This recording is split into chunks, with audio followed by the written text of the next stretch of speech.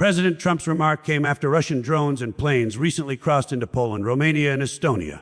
Earlier, Mr. Trump delivered a speech in which he questioned the purpose of the UN and criticized its members. President Trump said on Tuesday that NATO countries should shoot down Russian military aircraft that enter their airspace.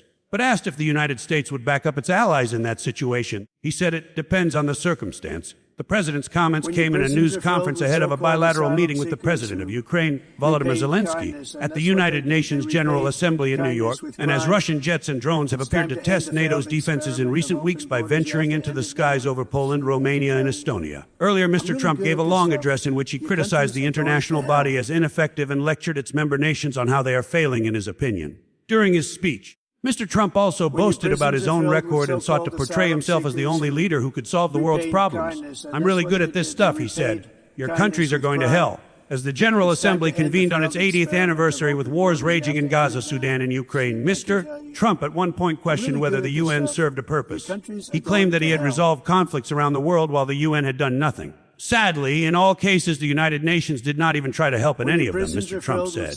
But he also frequently veered off script. He warned darkly of a double-headed monster, of illegal migration and a shift to renewable energy, and called climate change the greatest con job ever perpetrated on the world. He accused environmentalists of wanting to kill all the cows, personally insulted the Muslim mayor of London, and falsely claimed that Muslims in the West are planning to institute Sharia law, while taking credit for ending conflicts between Israel and Iran, Cambodia and Thailand, and Armenia and Azerbaijan. Mr. Trump again blamed his predecessor, Joseph R. Biden Jr., for Russia's decision to invade Ukraine, a frozen war that has proved intractable. He also said China and India were financing the Ukraine war because they purchase oil from Russia. He said he was ready to impose more tariffs on Russia and its oil customers if Moscow does not agree to a ceasefire, but he would do so only if Europe also ends all purchases of Russian oil and gas. Later, appearing with Mr. Zelensky, the American president called the Ukrainian leader a brave man and said the United States has great respect for the fight that Ukraine is putting up. This was in stark contrast to a contentious meeting in the Oval Office in February when Mr. Trump castigated the wartime leader in a fiery exchange. For his part, Mr. Zelensky said he looked forward to talking about Mr. Trump's proposal to stop Russian oil sales to Europe. Among the highlights today defending the UN, and in his welcoming speech, the Secretary General of the United Nations, Antonio Guterres,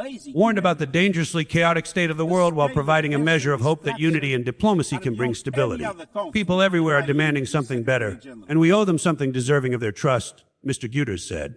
He also touched upon climate change, something he has made a priority for his legacy, only to have Mr. Trump derided as a hoax minutes later. Scathing speech, Brazil's President Luiz Inácio Lula da Silva gave a scathing opening address that appeared to take aim at Mr. Trump's steep tariffs against Brazil and his demands to halt Brazil's criminal prosecution of former President Jair Bolsonaro, a Trump ally. Later, the U.S. president appeared to offer an olive branch, signaling that he planned to meet with Mr. Lula next week. Gaza, in his speech, Mr. Trump targeted other political opponents and close NATO allies that have recognized a Palestinian state as part of an effort to push forward the long-delayed two-state solution.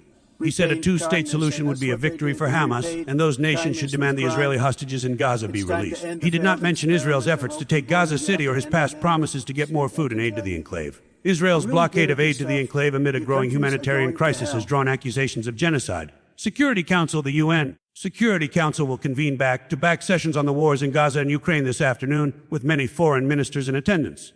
The Council has not acted in either conflict, blocked by the veto power of Russia in the case of Ukraine and of the United States in support of Israel.